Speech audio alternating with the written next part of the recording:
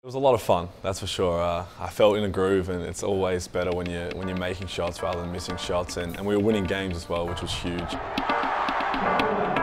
In the UMBC game early on, that Vermont game, he just came out on fire. Purpose with a chip on his shoulder, and the rest of the group kind of followed the Peter Hooley show. I think there was one against Vermont where I came down off a flare screen and just let it fly. I didn't even hold my follow through anything, and it went in. And it's those moments where you're in the game, you're like, yeah, anything I put up's going to go in right now. Against Stony Brook, Peter hit big shots, you know, in that game when it mattered the most. People don't realize is what he was going through at that time makes it even more impressive.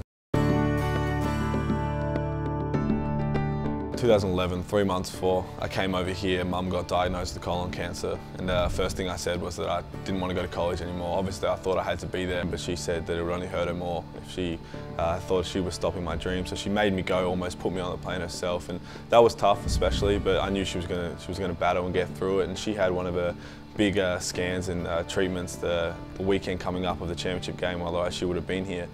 And then I get a phone call on the Wednesday night from my sister, and all she said was, "Pete, don't freak out, Dad's in the emergency, I'll call you back," and hung up.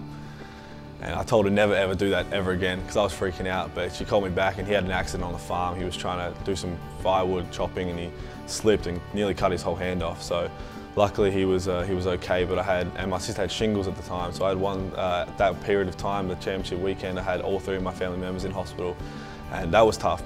That was really tough knowing they were going to be there on the sidelines. That didn't happen, but it almost drove me a little bit more. I knew they were still going to be watching. I think they had the laptops out in hospital, which is an awesome feeling. It would be very easy for Peter to struggle in the conference tournament, and I think the fact that his parents and his family were back home struggling, he channeled that energy in a positive direction and really played well. As soon as he ran, I ran to the phone, Skyped them straight away, and they were crying and everything. So, no, it was tough, but it was something that helped build me up, and I just try to make my family proud, so that's all I try to do.